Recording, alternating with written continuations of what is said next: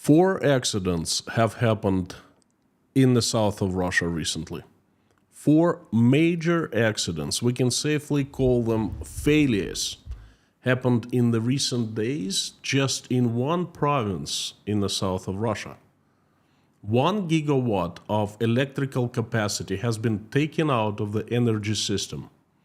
Electrical supply has been cut to 600,000 people, and the number is growing. Happened.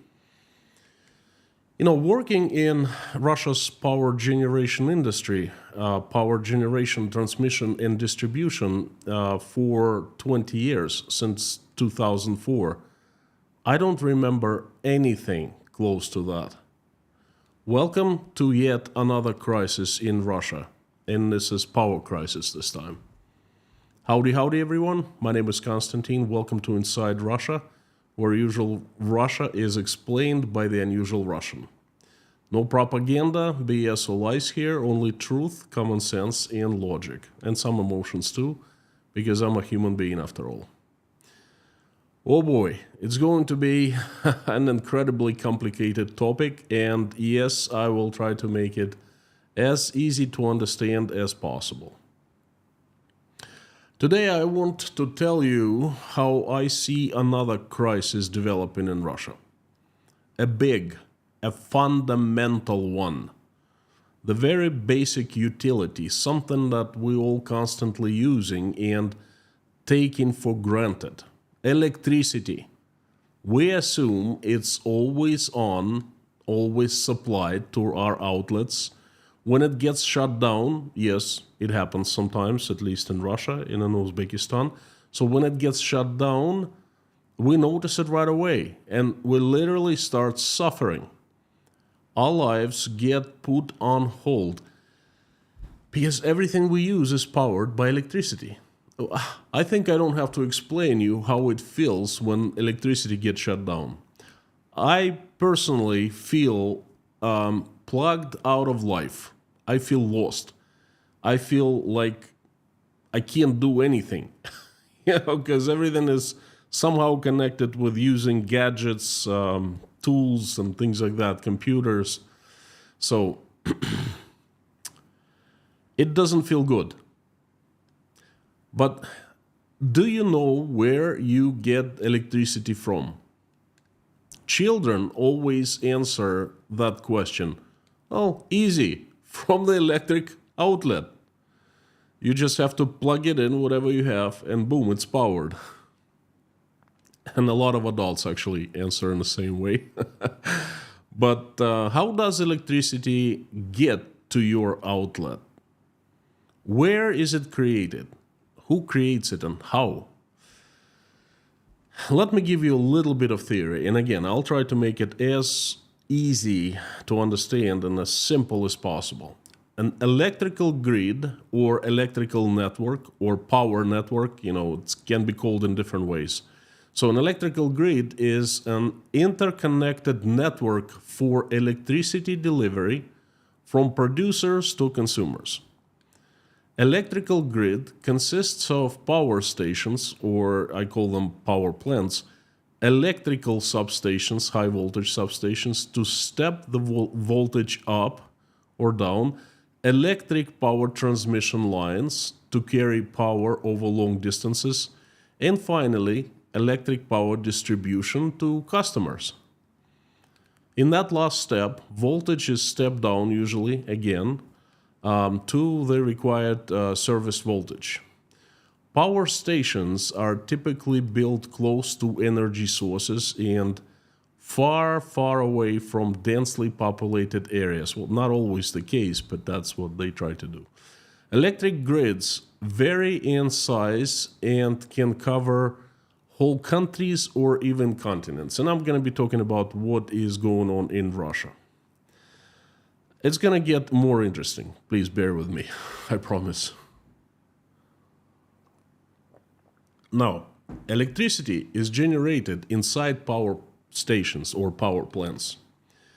There are three different types of power plants in Russia: hydropower plants and heat power plants and nuclear power plants. Hydropower plants they're all the same. They only differ in size and in the capacity output and the size of their turbines, basically.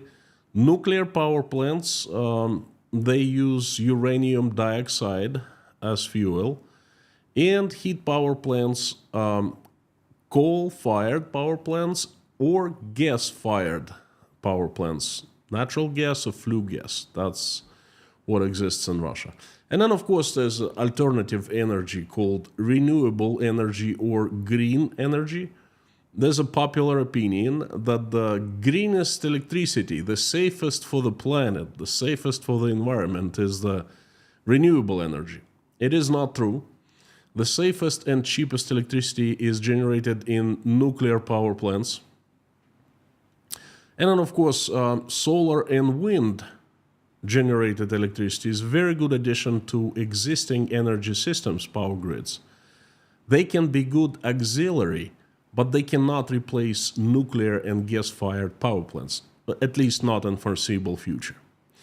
If you want to talk more about the renewable energy, I know everyone loves to talk about it. Everyone has questions, and a lot of people think it's the best, the safest, the next step, the revolution, and so forth. Let's talk about it. I'll be happy to answer your questions after the message is over in the live stream chat. I will turn it on after I'm done with the message. So please join me there. Russia's power generation can be seen on this graph. This is the best I could find. It's in Russian, but I'll tell you.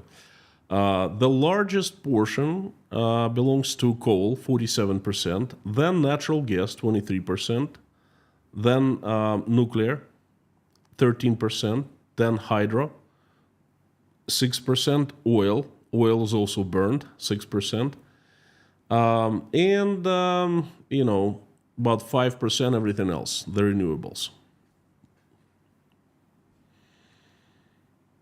These numbers of Russian power generation generally coincide with global numbers, except for Russia has a bit less of power generation from rivers, from water, hydropower generation, and a little less renewable energy. And it has more of natural gas, because obviously it has large supplies of it. This was a short overview how an energy system of Russia works in principle, and it's similar to other countries. Now let's zero in and see what happens on the ground, so to speak. Electricity is generated inside power plants. Despite fuels are different, the principle of electricity generation is the very same. Turbine and generator, that's a huge pieces of equipment, are key components in electricity generation. Most electric power plants use turbines to drive electricity generators. In a turbine generator, a moving fluid, water, steam, combustion gases, or simply air, pushes a series of blades mounted on a rotor shaft. That's a turbine, It's fairly similar to a turbine that we can see in a plane. Different, but the idea is the same, When you climb on the plane, you see two huge turbines, jet engines.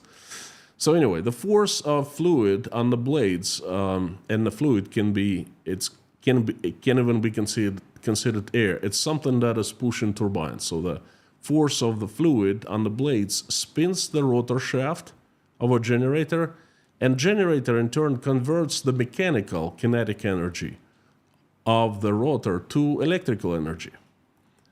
Different types of turbines include steam turbines, combustion gas turbines, hydroelectric turbines, wind turbines. They're all used at different power plants. This is it. That's as complicated as it gets, I promise. It's going to get easier from here. I hope I'm not making it too complicated. Basically, all you have to know is turbine spins, and through a series of processes, electricity is generated. And the fuel coal, natural gas, nuclear power, uranium. It's what pushes the turbine. Basically, what is burned, a liquid that pushes the turbine is created, hot air, gases, water, whatever, and the turbine spins. That's very simple. Then electricity is generated and it's transferred to high voltage substation to step up voltage. And the key components here are stepping up high voltage transformers. Very sophisticated equipment. Usually this such high voltage substation is located right next to the building of a power plant. Then high voltage power lines, HV lines, carry electricity over to long distances to high voltage substations that step down voltage. You all have seen that the power lines, big ones, small ones. The bigger usually the power line, the more massive it is, the higher it is, the higher voltage. So, and finally, electric power is distributed to customers.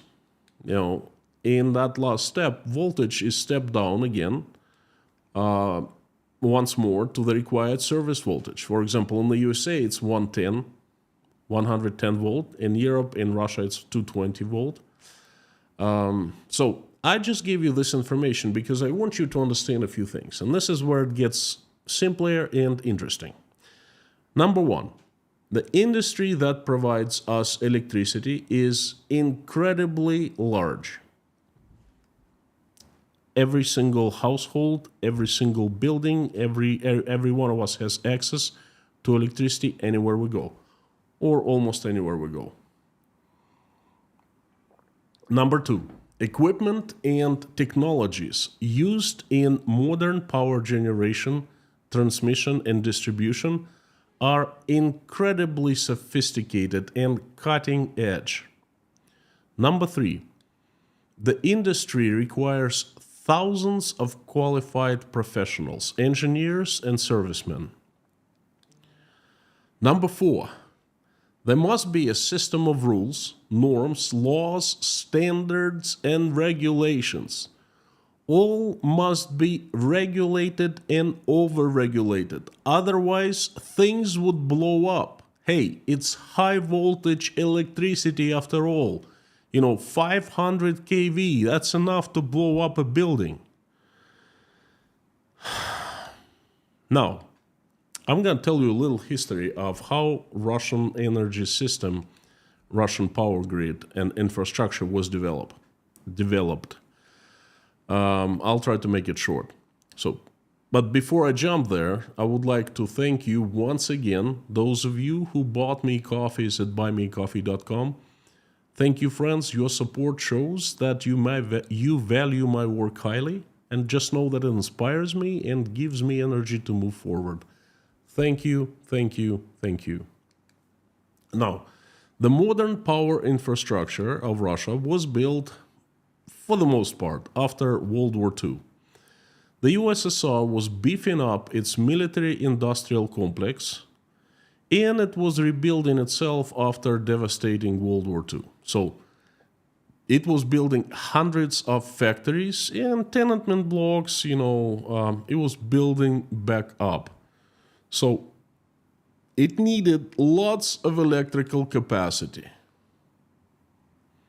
That many megawatts to commence, in other words. So they started building hydro plants. They built many hydro plants because that was the technology available at the time. It was the mightiest power plants possibly to be built back then. In the 30s and the 40s and the 50s, the USSR was crisscrossed with rivers, big and small, and they were just building hydropower plants. Well, not the best energy, not the safest, because it does not pollute, but it changes landscape. You have to take a river and flood a large, huge area around the power plant, hydropower plant. So that changes the ecological situation. But it worked for a long time. Then they started building coal fired heat power plants. They're much smaller, they're much easier to build, they are much faster and cheaper to build, and they can be built anywhere. You don't have to have a river or anything like that. You just build a power plant and supply coal to it, and that's it. The thing is, the fields of high quality coal called anthracite were discovered all over Russia, all over the USSR. Two biggest fields were in Kuzbas, that's the east of Russia, and in Donetsk, that's Ukraine, modern day Ukraine. So, in the 70s, air in the USSR got really polluted as they built so many coal-fired power plants, and they had no filtration systems. I don't really know in the West whether coal-fired power plants had filtration systems. I think they had not as good as they have today, but still had. In the USSR, no one cared. The USSR, everything belonged to the state, and including people. People were slaves, so that people could not complain. They could not sue the government for low quality air, for pollution, and so forth. So, who cared? No one cared about how people, what they had to breathe. So, it became a big problem. And then the Ministry of Energy, that was of the USSR, people got together and decided to do something about it. And then they designed a new doctrine, an energy doctrine of the USSR. And basically, if you look at the map of the USSR, they divided it in two parts, the East and the West. The West is it's called the European part of the USSR. Now it's the European part of Russia. And then back in the USSR was Ukraine, Belarus, and all those republics that now are independent sovereign states. Okay? So they decided, and they actually did that, they decided that the West would be electrified by natural gas fired power plants, and the East would be electrified by coal fired power plants. Okay?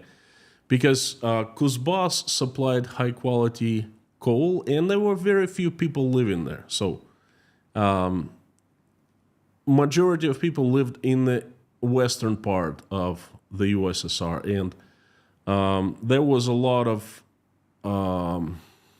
natural gas supplies they discovered in the 70s, and they simply started using it to modernize, build new gas-fired power plants, or modernize existing ones, switch it from coal to natural gas. And things actually got better. When I was growing up in the 80s, we didn't have that much of a problem with pollution, air pollution from power plants. And of course, add nuclear energy to that equation. Nuclear energy power generation was born and developed. It was born in the 50s, the technology. In the 60s, they started building power plants. In the 70s, and the height of Soviet nuclear power plant construction was, of course, 1986. Tons of plans, and all of a sudden, Chernobyl happens, blows up. And then everyone got freaked out. People were so scary, and they simply stopped building new power plants that were run on, was it uranium dioxide? So nuclear power plants. They put them on hold.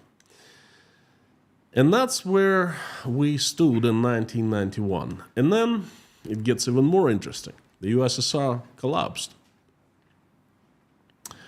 Now, the USSR had very large industry. The military-industrial complex, there were thousands of factories, plants, industrial plants, just they were pumping out armor, everything that military Russian Soviet armed forces needed. And all of a sudden, the USSR fell apart, and in overnight, just like that, demand for electric power, for electricity dropped. In the 90s, the energy generation became the priority number 232 because the industries collapsed again overnight, and the country was simply at a huge excess of electricity. It was producing more electricity than it needed, much, much more, because the customers disappeared, thousands of them. The energy generation was state-owned, and the electricity cost pennies, really pennies. We didn't even consider it something of an expense. And no one really knew what to do with this huge industry left from the USSR. So for the most of 90s, well, for all 90s, there were no new constructions because there was no need. There was very little maintenance because there was no money for maintenance, and it was industry not profitable but subsidized by the government. The power plants were losing money, and they just got covered the difference by the state, so the state kept people supplied with electricity and heat. That's why. It was like a social expense, so to speak.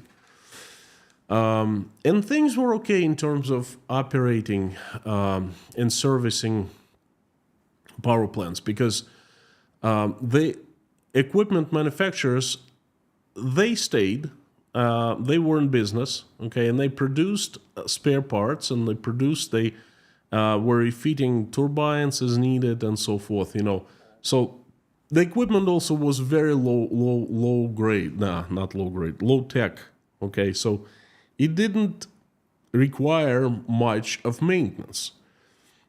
Just to give you an example, here in Uzbekistan, about 200 kilometers from Tashkent, there's an old Soviet power plant built in 1956, I think, and it's coal-fired, and it doesn't have any filtration system. It's really hard to breathe around that power plant. I don't know how people live there.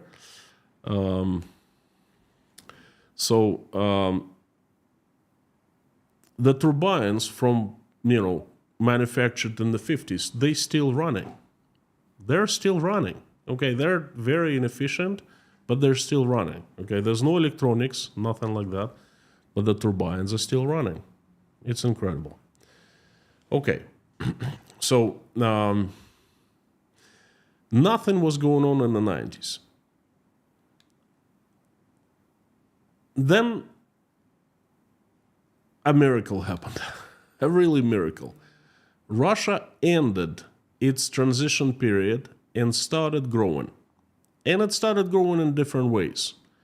People started building more houses, more apartment blocks. They started making more money. And they started, forming the companies and building industries, rebuilding industries. At first, the electricity was still being generated in adequate capacity, but in 2007, a point was forecasted when the deficit was predicted for the first time in 20 years, electrical energy deficit. This is when the entire country kind of said, okay, we are back. Because we need more electricity than we had in the USSR. It means that Russia is growing and it's recovering.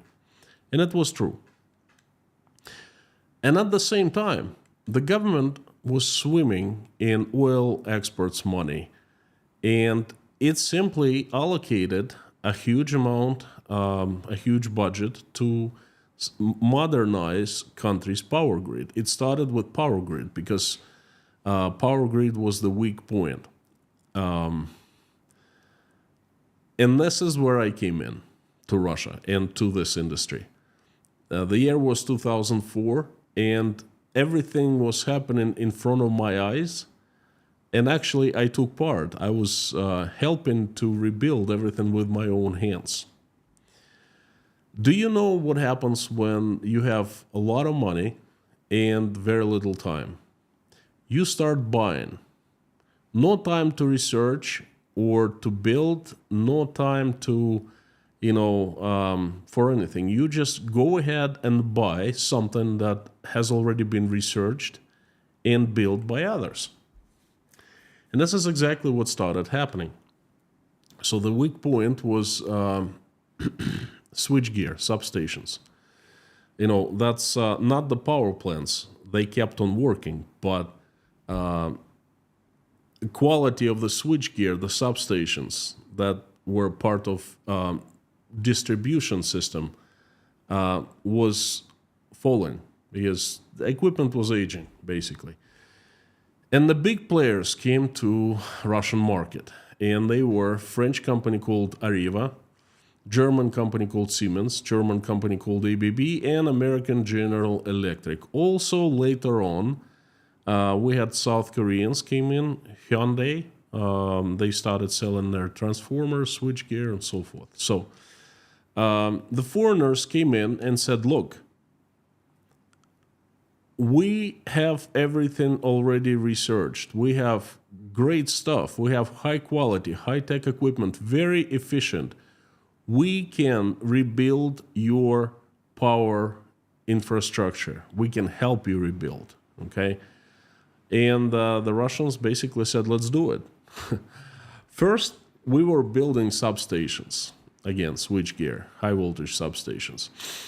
Again, it was the weakest link in the energy grid. And my company was doing that. And we had so much work. We couldn't deliver orders fast enough. Basically, there were times when people from the Ministry of Energy would call us and beg to take another power substation to build. Hey, we need this and we need that, and we simply didn't have enough people, and that's what we're telling them. And they were telling us, hire more people, we'll pay you more. No one counted money back then. Okay, it was real golden years of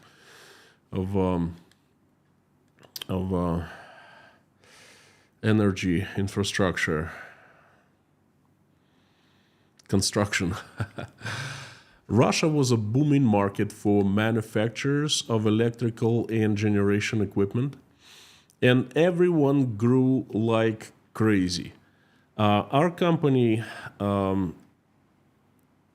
was partnered with a French company called Areva, used to be Alstom, and then Alstom sold its electrotechnical equipment department, transmission distribution, to Areva, and it was called Areva T&D. And then a few years later, they did the reverse buy-sell operation. So Areva sold it to Alstom, and it became Alstom T&D again. So one of my job in the company was to head collaboration with Areva T&D. I was in charge of buying the French equipment and bringing to Russia. And that wasn't just French equipment. There were plants in Germany, I think 2, in Switzerland, in France, obviously. There were 2 in Paris and in Lyon. There was a power transformer manufacturing near Istanbul and Gebze, and a couple smaller plants I don't even remember. Like in Europe, there was a plant in Italy, circuit breakers, near Venice, I think. But anyway, sorry for carrying away. So I personally was in charge of that department, and we built. We were a contractor. We would sign a contract for turnkey construction of a substation, and we would use Areva equipment. We would import it. We would import it and install and commence and the whole 9 yards. So boy, we did everything: large HV substations, 500 kV. We did open air switchgear. We did gas-insulated switchgear, much more complicated, much more sophisticated, and more expensive equipment. But it's much more compact and much safer. You can place it in the middle of in the middle of a few tenement blocks, and put it underground and build a children playground on top of it, and it will be fine. Actually, in many European and American cities, that's how switch gears are built. Gas insulated switch gears, they're underground or on top of the buildings. Oh, anyway, Russia was booming. Market was booming for all the manufacturers, and we grew like crazy. The company I worked for reached $1 billion turnover in 2012. We made the list of 100 top engineering companies in the world. I think it was like Engineering World magazine or something like that. It's a long time ago. And then we entered a new market for us, and it was turnkey power plant construction. And holy moly, that's a different thing altogether, okay? Once high voltage transmission distribution infrastructure was modernized, they started modernizing and building new power plants because the deficit was growing after 2007. And so basically they allocated lots of money, the government folks, and they started building new plants and refitting, modernizing old ones. And they did not refit using Russian equipment, old equipment, because it was inefficient, old, and low tech. They started buying sophisticated, high-tech, modern, efficient equipment. And power plants that were built, 10 years ago, are really high quality and top of the world, I'd say. Russia even started its renewable energy program with help of Western companies, of course, because it didn't have technology. So we were growing our industry of manufacturing equipment, not just buying, but we started producing, started manufacturing, slowly but surely. It made economic sense. For example, my company, we built a manufacturing plant for high voltage circuit breakers, okay? I remember it was one of my projects. We nurtured it for, I think, 3 years, and we finally commenced it. Basically, we used to buy high voltage circuit breakers, the big pieces of equipment, and bring them to Russia. And they were foreign made, so obviously the duties were high. So we decided to buy modules instead of complete product, to buy disassembled modules and assemble them, our own assembly, but only under French engineer supervision. So, and that way, the equipment became Russian made. We wouldn't have to pay duty on that. So, and that worked out quite well. Okay, we built our own plant, and we had plans on not just putting modules together, but we had plans to start manufacturing our own components. Plans were plentiful. Okay. The industry was growing. The power plants were growing like mushrooms. The new ones.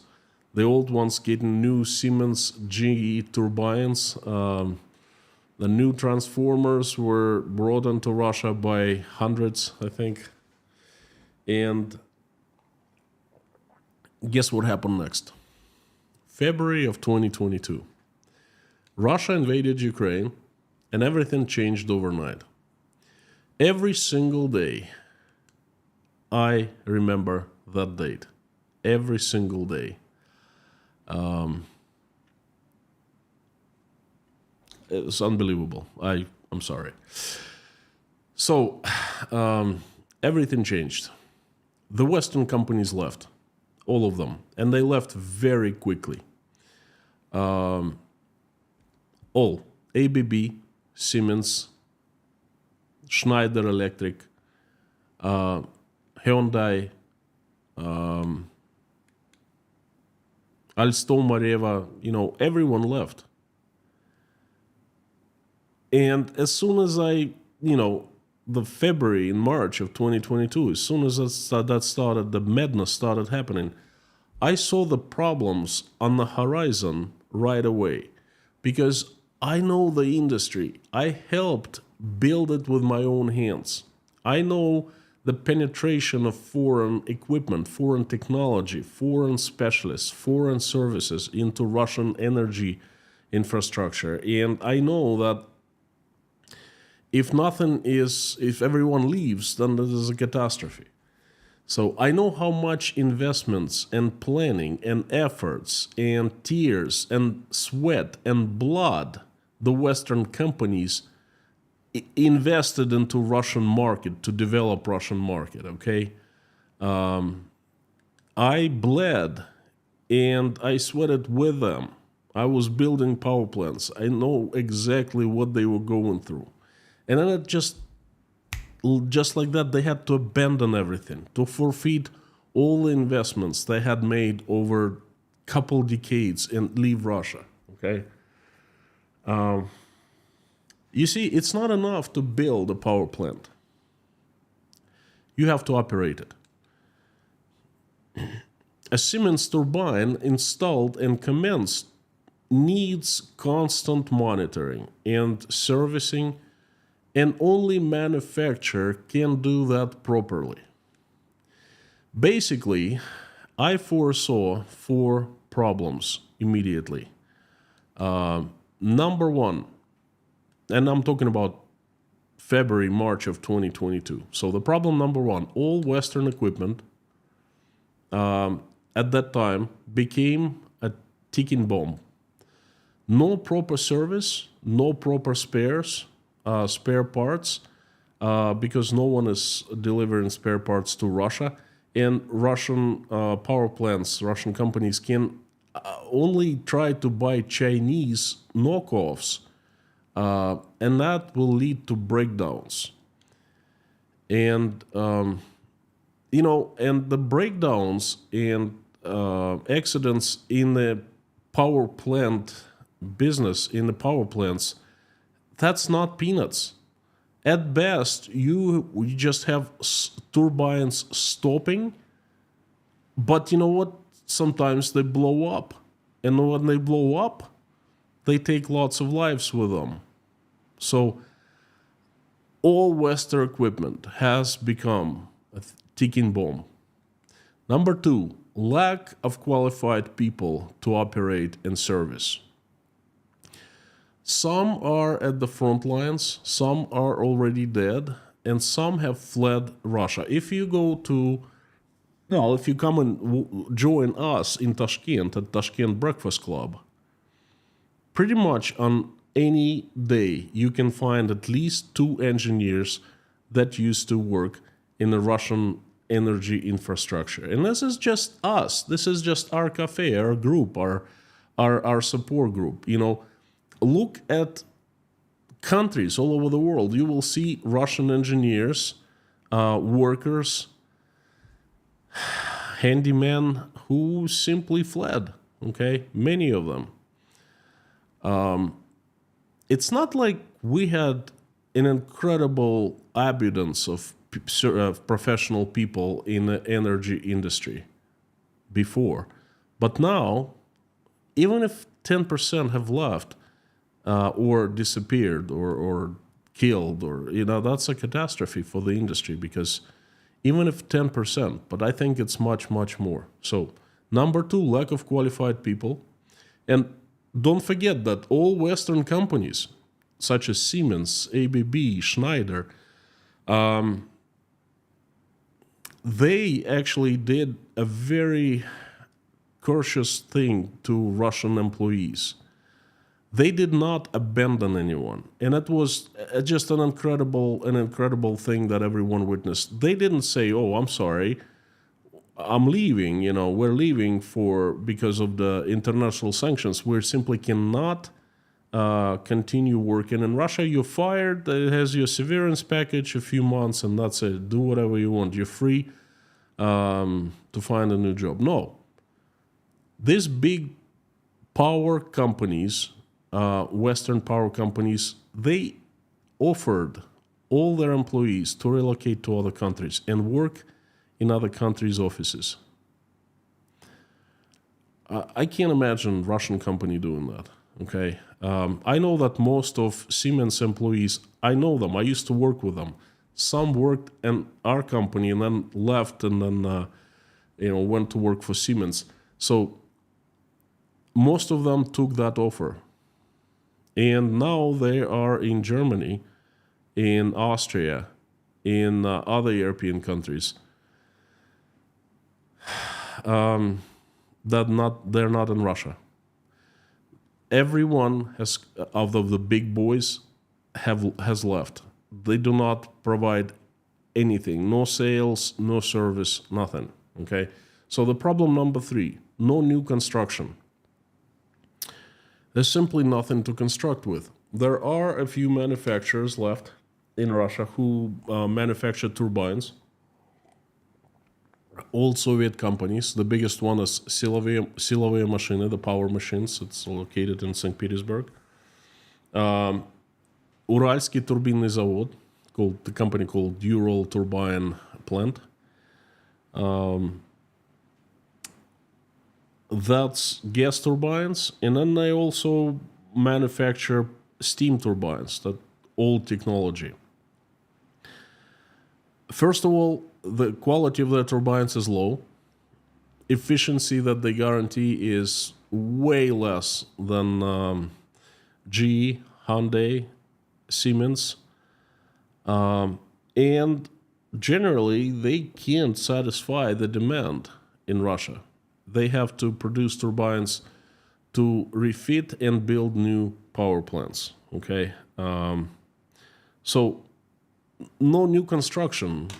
Well, very little of new construction is happening in Russia now, and I forecast the situation will be much worse.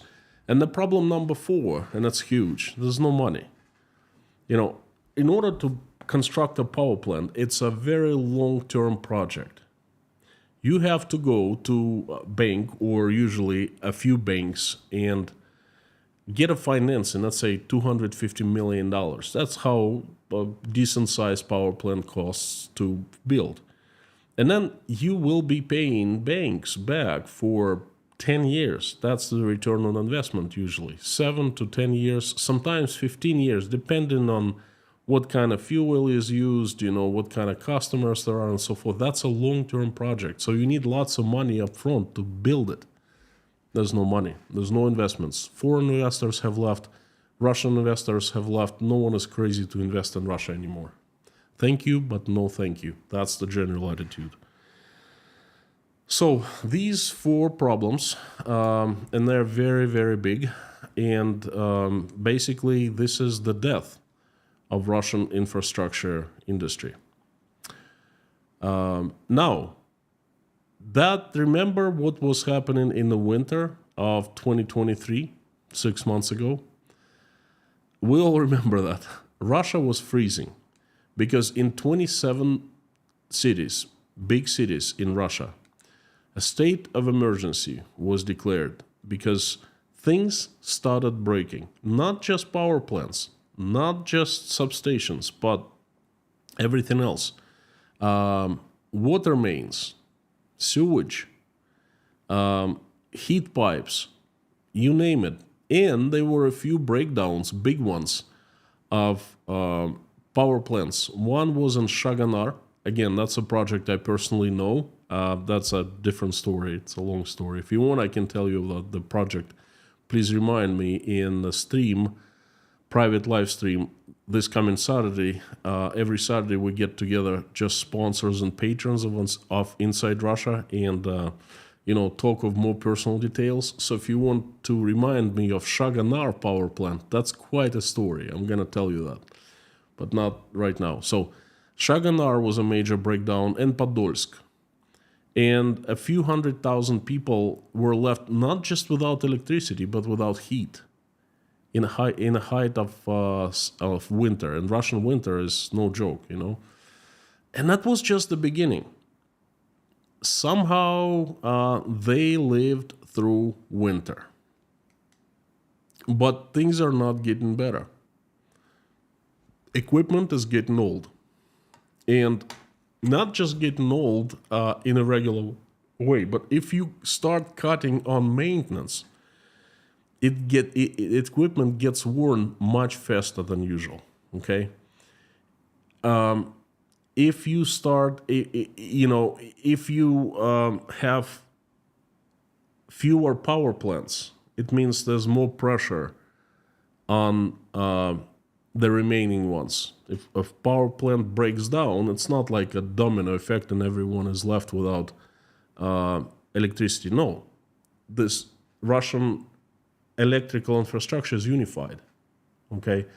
And there's a control center that controls all the power plants, different regions, and if capacity output needs to be increased, they do that, okay? There are reserves, but the more they do that, the faster equipment gets worn because it works under more pressure. The faster it gets worn, the more maintenance and service and spare parts it needs that there aren't any, okay? So it's a vicious circle, basically. And then don't forget about Ukrainian drone attacks. Russians have been attacking.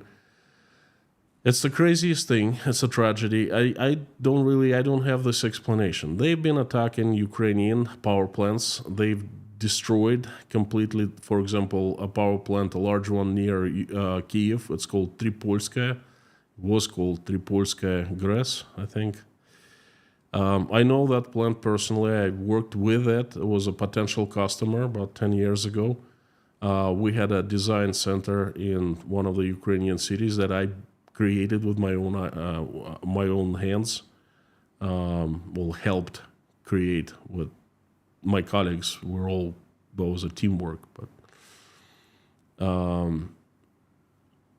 and Ukrainians, they do the same. They send drones and attack substations and power plants. And the result of the drone attack we're seeing right now in the south of Russia. Almost 600,000 people in 4 regions of southern Russia are left without electricity due to what the government says abnormal heat. The local province government said that, and the Ministry of Energy. But I don't believe them. I think the reason is different. Because abnormal heat, there's no abnormal heat right now in Rostov. Every single summer, in July, in August, it gets up to 40 degrees Celsius. Okay, it's over 100 Fahrenheit. This is south of Russia. I grew up, I love this weather, okay, because I'm very familiar with it. And we never had power outages before. No one called it abnormal heat. The problem was different.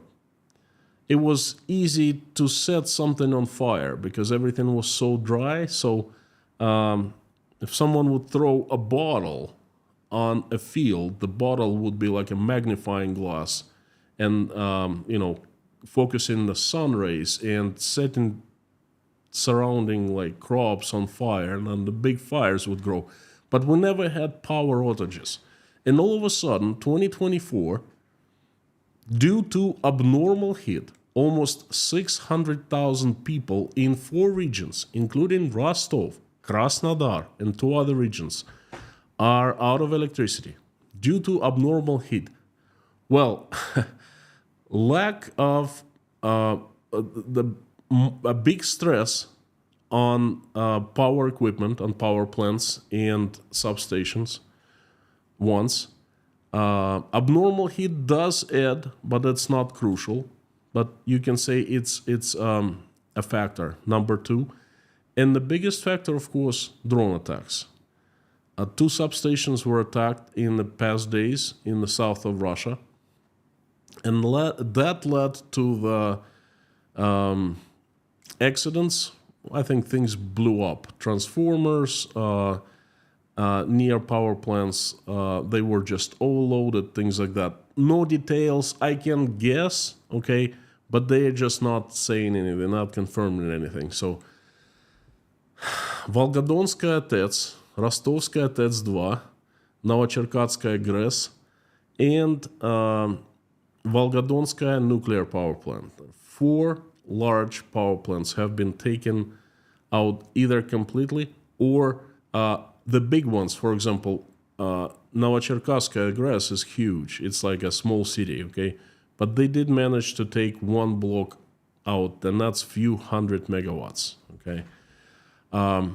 Combined, Rostov province is lacking 1 gigawatt of electric power. That is huge. Again, me working in the industry of Russia for 20 years, I don't remember anything like that. In the previous years, this situation would be considered a catastrophe. The president of Russia would be addressing that, okay? Would be allocating resources, would be helping people, would be helping company to restore, sending resources, sending different companies. It would be like an emergency type of thing, national emergency. And now, power outages. By the way, in Rostov, there are planned power outages. Basically, they have the schedule and they turn off power at some districts, some parts of the city to offload the entire system, okay? They started doing that. I remember it was done for a very short time, like in 92 or 91, when the USSR was collapsing, and never after that.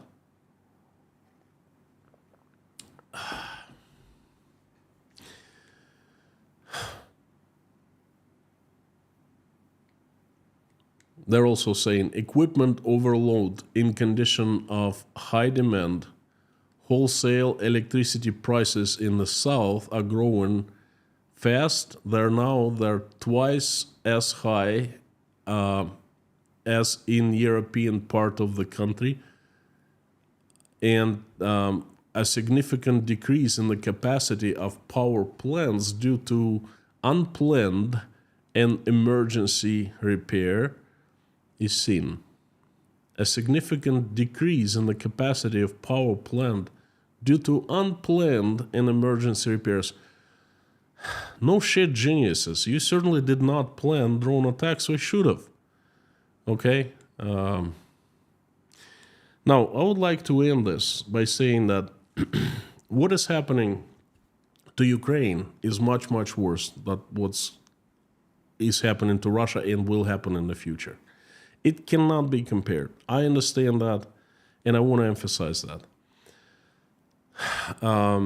Right now, things are much worse because what Russians are doing, for some reason, again, unknown to me, they're targeting power plants and substations. They want to destroy critical electrical infrastructure of Ukraine, and they have succeeded in some ways. And Ukrainians are going through a very hard time. Not only their energy system, which is same as Russia, because it just used to be the same country, okay? It's all Soviet, post-Soviet countries, we share one unified electric system. So what's happening to them is not just an overload, not a crisis. No, it's a disaster, okay? The rockets come from Russia, fly from Russia, and destroy power plants. Tripolskaya is completely destroyed, and it was a target of Russian armed forces. A power plant, for goodness sake, So, right now things are not well. Ukrainians are hanging in there. They're trying to rebuild as much as they can. They have support of the entire world, of Europe behind them, financial support. But you can only do so much if Russians keep on sending rockets, But I think that Ukraine, in the long run, will shine. It will be rebuilt, and it will have brand new electrical infrastructure, power grid. And it's going to be connected to Europe, not to Russia anymore, like it's now. Because, that's obviously where Ukraine's future is at. And it's going to shine. It's going to be brand new, and it's going to be example for everyone else. In Russia, things in the power infrastructure, in the power grid, will be much different. Because no one will return. No one will help with the technology. No one will provide spare parts. No one will help to build. No one will help to send the professionals. Russia is and will be deteriorating. Its power grid will be going back to the state where it was in the late USSR, not the best time, really. And it was holding on for 2 years, but that time was over. Summer of 2024, things have started deteriorating big time, and we're seeing the signs. And the biggest sign is 600 people, over 600 now, and the number is growing, are cut off electricity supply. And I frankly don't know how Russians are going to fix this breakdowns, blow-ups, whatever they haven't, because they don't have companies that produce power transformers. Guess where all the power transformers were coming from? From Zaporozhye, from Ukraine. Zaporozhsky transformatorny завод. I've been there myself. I've seen it many times. And from near Istanbul, Gebze. They can't produce power transformers in Russia, and the power transformers have been blown up recently. So what are they going to do? I simply don't know. I will definitely keep on watching, and it's very interesting. I want to see how they're going to fix these things, but we're seeing the signs of decline and dismay, and not dismay, signs of basically falling apart now, and it's going to get much, much worse. This has been my overview of a new crisis that is happening in Russia, and this is the message. Thank you so very much. I would like to answer your questions if you have any.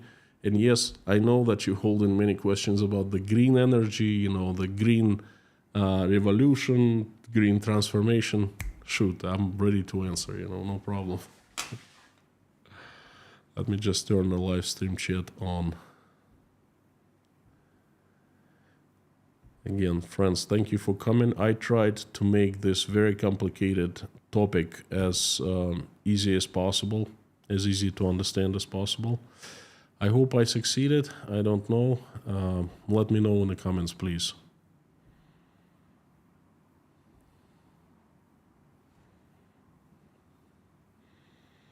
In case you're here for the first time, this community inside Russia has the best moderation team in the world. I guarantee you that.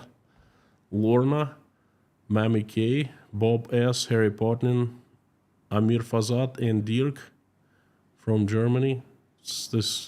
They rock, and you will see that soon. The usual suspects, thank you for coming back. It's fantastic to see you, and if you want me to notice your question, please put it in all caps and highlight an orange by placing inside Russia after @ sign. That way YouTube notifies me. Hey Konstantin, there's a question for you. Answer that. What are you doing? Answer that now. Howdy friends. It was a long message, or like an hour. Whew. Thank you for highlighting in orange, Harry. Mr. Kaliskin, long time no see. John O'Byra from Liverpool. Bobber, howdy.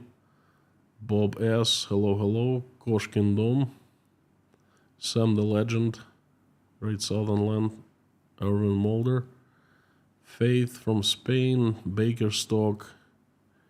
Bob, thank you for reminding Capping for questions. Deborah, howdy, howdy. Jeffrey, despair, I think you weren't trying to say despair. Yes, thank you. Give me some credit. English is my second language after all. I started learning it when I was 20, so before that I didn't know anything.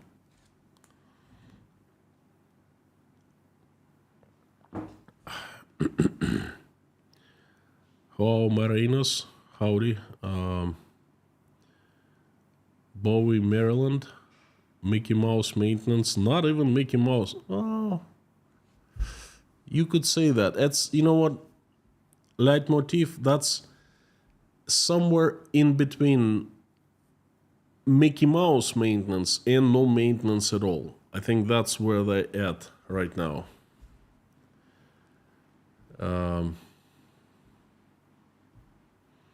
Lorraine Prasnowski, thank you so much, friend. Thank you for coming back.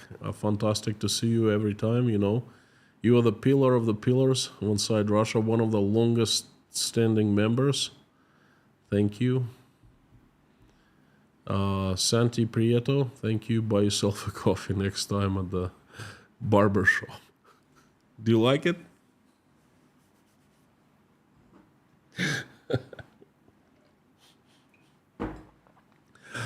I fall asleep every time the guy cuts my hair.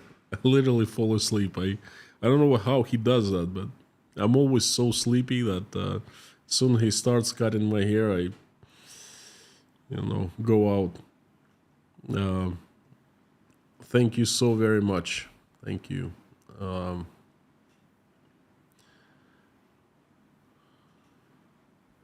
No one is asking me about green energy. Unbelievable. I thought that'd be like tons of questions. In the air, thank you for sending love. Sending love back from Uzbekistan. Jake Allen, thank you, thank you, thank you. No worries, China will have new power station for Russia in no time. Nope. Nope, my friend. No, that's not gonna happen. It's a disaster if you live in a building with no water to flush the toilet. Well, first of all, 3 things for you, friend. Thank you for sending me the message this time. You usually don't send message, just super chat. I much appreciate your words. They're very heartwarming. Second, no worries, China will have new power station for Russia. No. The Chinese cannot build power plants decent enough, at least in Russia. They built one here in Uzbekistan. Guess what? I think that the brand that manufactured turbines is called Shanghai Electric. No, my friend, the downtime for that plant, power plant, 120 megawatts, just one block, one turbine, 50%. Siemens, there's hardly downtime. The Chinese power plant simply keeps on breaking. They run it for a day and they fix it for a day. The Chinese have allocated an office right to the power plant. There's a team of engineers living there. Okay, I've seen it with my own eyes. About 200 kilometers from Tashkent. And no, I don't think they will be the answer to Western companies, GE and Siemens leaving. By the way, my company, we also designed plants and power plants, regular plants. We designed a factory, a plant for construction of turbines for General Electric back in 2011 or 2012. We were general designer. And then we signed a contract to design the extension of that plant in 2021 in December, and everyone celebrated. Oh, we have a huge contract, it's gonna keep us busy for a couple years, and GE has plans on developing its presence, increasing the presence in Russia and all of that. And then 2 months later, the war happened, and GE was, I think, one of the first ones to pull out. So no, Chinese will not build. And the third thing, Jekyll, no, it's not a disaster. to live in a building with no water to flush the toilet. For the first 8 years of my life, I lived with my grandpa and grandma. We had an outhouse, and then another family, one of my aunts, they had an apartment and no flush toilet there. And it's not a disaster. Okay, you just get used to it. Trust me. It's really nice to have sewage, flush toilet, but if you don't have it, there are worse things in life. Stop scamming, man. Thank you so much. Good to see you. Long time no see. Following the UK elections, the new government will likely be more serious about increasing the amount of renewable energy capacity, reducing Russia's fossil fuel cloud. The last government put absurd restrictions on wind. Okie dokie. Thank you for letting us know. I keep my eyes open. You know what? What a lesson. Everyone here just hardly can believe it. Said, look, they lost the elections and they just stepped out, and the prime minister said, I quit because we lost the election. This is so impossible in Russia. To us, it's like, please, someone wake me up. Am I sleeping or am I awake, In Russia, you hang on to power, you get power hanging on to it for as long as you can, until you die. The underdog, thank you so much. Your lies need to stop. Thank you. Today was not the first time. ABB Asia Brown Bovary was the result of a merger between ACAB Sweden and BBC Brown Baden Switzerland in 1980. Where did I lie?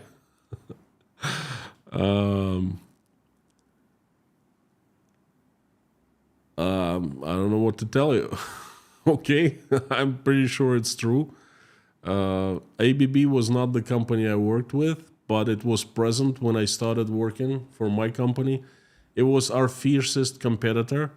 We always participated in the same tenders, but we only participated in electrical technical equipment, no power generation. Okay, just transmission distribution. That's what ABB excelled in. They were good guys, very strong competitors. But again, there was so much work back then, and there was plenty for all of us.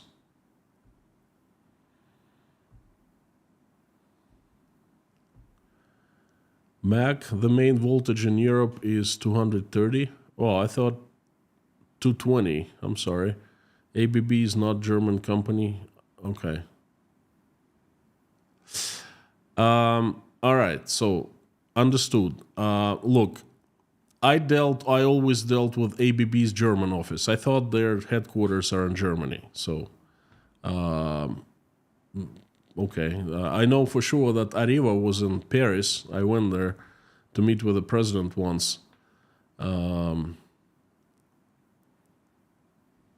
Point taken. Please forgive me. It was unintentional mistake. I thought it's German, but okay. Swedish and Swiss. Fine.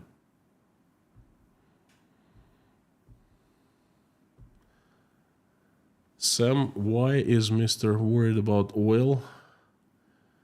I don't ask him. Don't ask me. Thank you, Sam.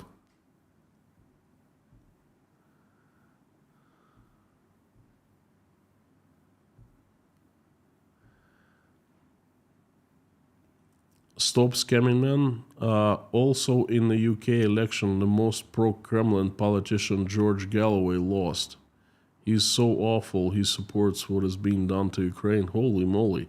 I don't watch the UK politics whatsoever. I know that Boris Johnson was out of the office and another fellow was in, and now he's out. That's all I know. He'd only been in the office for months after swooping into an area where MP died in the office. Thanks for letting me know. Well, I'm glad that he's out. That's for sure.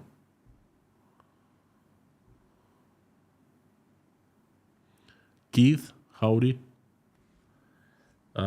Wayne, thank you so much. Terry, you said that turbines would blow up. Is that because of RPM or voltage? No, I didn't say turbines would blow up. I said that power plant is a very sophisticated system. It's a system of million other systems, and anything can blow up. There are high pressure pipes, and the pressure is different. Turbines usually don't blow up, as far as I know. They just sometimes their rotors break off. I'm not sure how much damage is done. I remember a case, but it was a long time ago. I don't remember what happened if someone was killed. One of the worst things is that a transformer blows up, and that happens everywhere to different transformers. And there are two different. If you go and look at open air switchgear, you have power transformers that are huge. We always had problems with transporting them from Ukraine, from Zaporozhye to construction sites, because sometimes you even need to arrange for road services to disassemble a bridge, like an overhang, and then assemble it again. They're so massive and they cost so much. And they use oil as cooling liquid. And they blow up, and that's bad. Okay, many people die. Usually everyone who's around dies, burns, and it happens. I don't remember why exactly, but defects in manufacturing, improper maintenance, things like that. What I said about gas insulated switchgear, they are safe. Okay, they don't use oil. They use inert gas. Okay, that does not burn, and then every time there's a short circuit, nothing happens. Okay, the transformers blow up. I think that's the worst. And the pipes under pressure, yeah, they blow up like.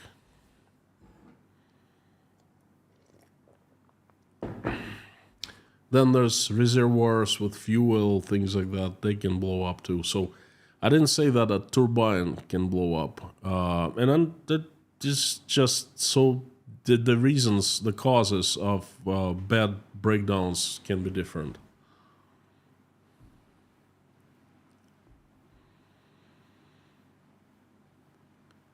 Moto Tom, back in town. Greetings from Germany. Guten Abend, friend. How are you? Mac, you can't know everything. That just give us a chance to correct details, then it matches. Sorry, it's a Swiss thing to be precise. Thank you, friend. No problem here. Just don't like when someone says, "Oh, you lie as usual." Just if you see me lying, just pinpoint it anytime. Please do that.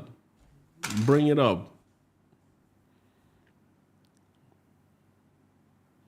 Stefan, will China step in and help to build new power plants in Russia? No, for the reason I told you. They cannot produce quality equipment that match Siemens, General Electric, even Hyundai from South Korea. Okay, they cannot do that.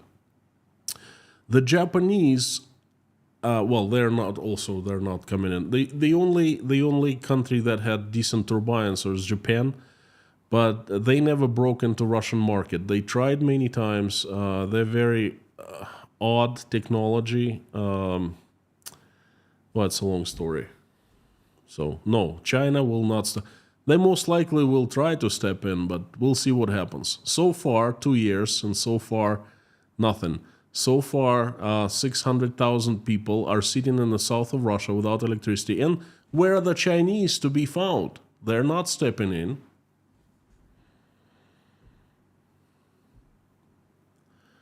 Stop scamming, man. Thank you so much again. You're many people's favorite energy lecture.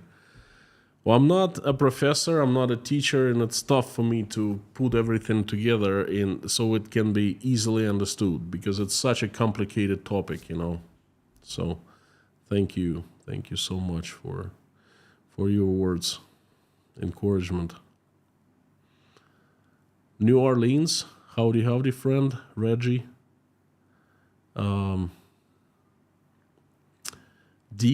Will the people without power have to move before winter? This is a very interesting situation happening in the south. I don't know. I will definitely,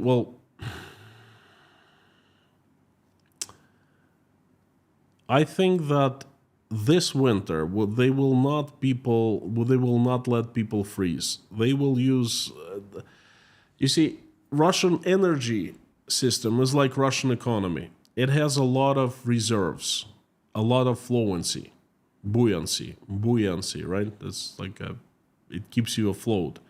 And then Russian power plant. There are so many new power plants. Again, they are built by Siemens, by General Electric. Even, Russian turbine manufacturers, sometimes new turbines. They're going to be working for some time, even with little maintenance, even with cutting corners. Germans build darn good turbines. Let me take my word on that, okay? They will keep on working for some time. And it's going to be enough to generate heat and heat people, warm people in the winter, I think. The problems will come most likely not from the power plants, but from the pipelines. They need to be maintained, and they're in terrible shape. And that's how heat is transferred from power plants to consumers, to the apartment blocks. But we'll see. So I think that somehow that they will be able to solve this problem, but then they're going to have major breakdowns. Mostly not power plants, but after that, again, I can't tell you. I'm keeping my eyes open. If you want to follow the news for sponsors and patrons, I post 9 news and news like that too about what's going on with Russian utilities. So sign up to become a patron, get access to 9 daily news that matter with my comments, with my analysis, and you will know everything that you need to know about what's going on in Russia.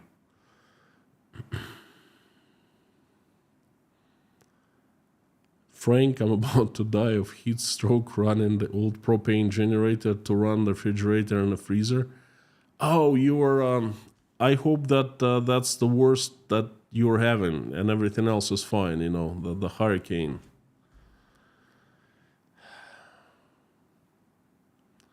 Strasbourg, France. Howdy, Jan. Not too far from Strasbourg. I think there was ABB. ABB did have a plant building turbines. It was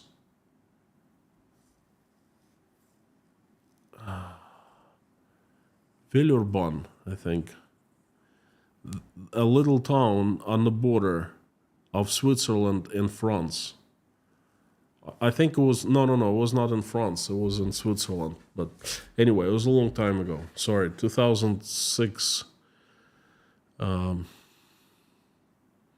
Carlos Salas, howdy, thank you so much. My question is about, don't you think China would give a bold contribution to rebuild? Why would they? For example, they cannot do that, and then first, they can't do that. They can't step in and replace the Germans. It's impossible. And the second, why would they do that? Russians don't have money, and Russians don't have anything to offer. Why would the Chinese do that?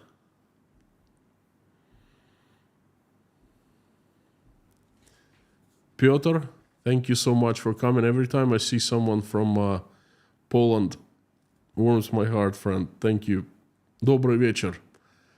What is the reason U.S. doesn't allow Ukraine to strike targets deep inside Russia? I thought about it.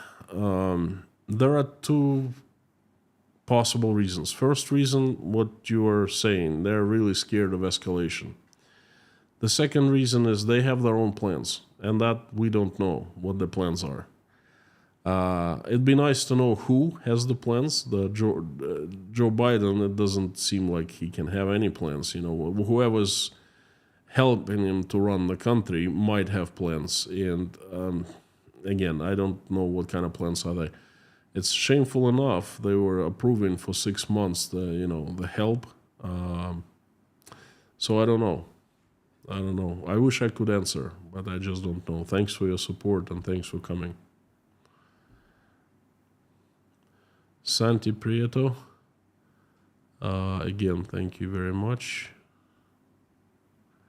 Andrew from South Africa, hello.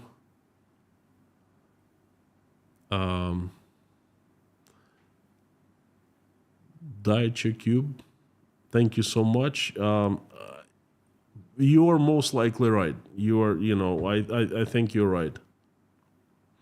But still, you have to rebuild things. You can't just hook up to the energy system of one of the European countries, I don't know, Poland, and start getting all the electricity you need from Europe. It doesn't work that way. Power grid works differently. You need to rebuild. You need to plan. You need to design. You need to build. You need to offload. Just so much work is involved. And Ukraine will do that.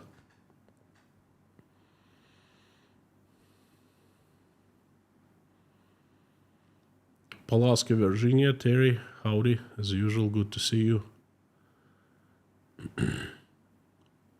Triple X. Quadruple X, quadruple X. There's a big problem in the banking system because of hacking, and it will be even worse because of missing it. Good article in Forbes. Good topic for the next video. Thank you. We'll consider. Thank you, Mr. Hellporter. Thank you so much, Jeffrey. Sculpting bright future. Hey, makes two of us. I want to sculpt bright future too. Since Rostov produces a lot of food, you're gonna ask something about Rostov, but you most likely were cut off. Matthias Frank, what I don't understand, even under Putin, Russia never attempted to build an international competitive industry base and solely relied on selling raw materials. Why? All right, two more questions and we'll wrap it up. This is why. Russia is about power. Whoever controls Kremlin controls, the power. Whoever controls power controls Russia.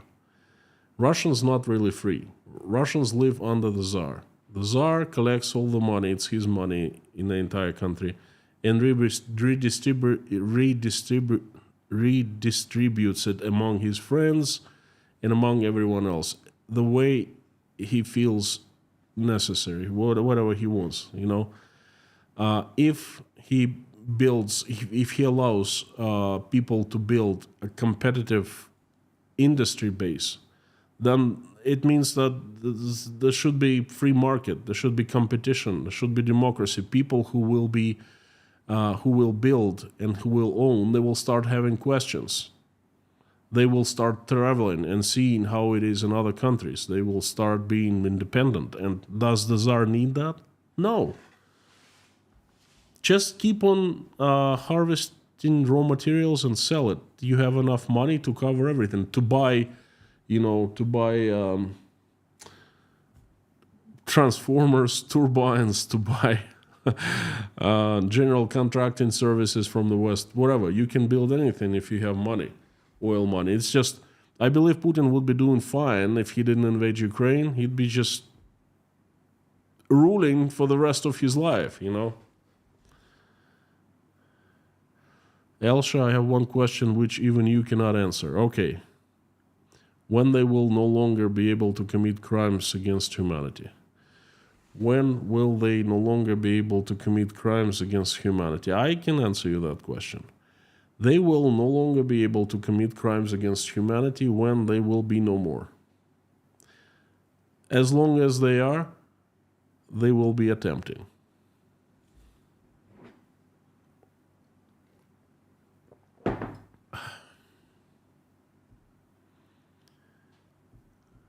All right, let me run. Again, thank you, Piotr C. Collins. Didn't see your message. Thank you so much. How much power did Sayana-Shushenskaya hydropower provide? Was it ever rebuilt? That plant is huge. You should see it. You stand on top, and on the bottom, there are buses, like big buses, bringing tourists or I don't know, workers, and you can't see them because they're size of ants. Okay, you need binoculars to see those buses. That's one of the biggest structures that I've ever seen. That's just incredible. It was, I think, over gigawatt. It was, I don't really remember. It was rebuilt in a few years, in 2 or 3 years after that catastrophe that happened to it. Yes, and it's operating now. It was built for an aluminum plant because to make aluminum, you need lots of power. It's basically what the main purpose of that hydropower plant. So thank you for your question. Thank you, Stop Scamming Man, Mac, Motortown. Thank you, Sam the Legend, Mac.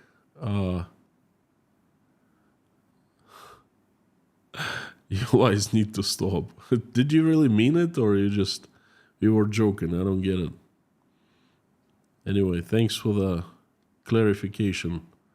Jekyll, and thank you, Lorraine Prasnowski. Friends, I'll be wrapping up. It was a long message. Dave, thank you. Thank you.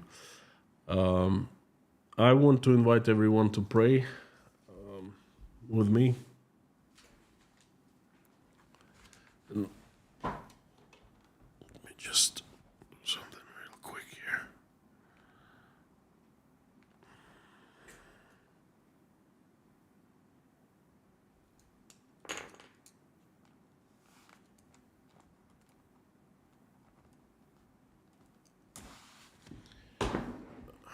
Friends, please join me in prayer. If you're religious, if you're not, please join me anyway. Please call it whatever you like. Sending good wishes to people. That's what I usually suggest everyone to do who is a non-believer. You can't really turn down sending good wishes to people, can you? So to me, praying and doing that, sending good wishes, good vibes, whatever, it's the same thing. So let's do that. As usual, let's finish the live stream with the prayer. Dear Lord Jesus Christ, thank you for giving us this day. Thank you for putting food on our tables and putting roofs over our heads. Thank you for surrounding us with people who we love and who love us. Please give us wisdom to keep the skies above our children's heads safe and peaceful, and give us wisdom to raise our children in a way that when they grow up and become adults, they will love each other, never fight in any wars, and will make this world a better place. For now, please keep our children safe and healthy, and please help those children who are in need of help. Dear Lord, please help Ukraine stop the bloodshed that's been happening to the country. Please reach out and touch the hearts of those responsible and capable of making the decision. Fill their hearts with love and remind them that they're still human beings and they have some love in their hearts left. So they will see what they have done and they will make a decision to stop the bloodshed. Meanwhile, please help those Ukrainians who are suffering, who have been affected by this terrible tragedy. Please send angels to protect them, to help them recover, answer those people's prayers, and make their wishes come true. Dear Lord, please help my country. Assemble your army of the strongest, best angels with sharpest swords,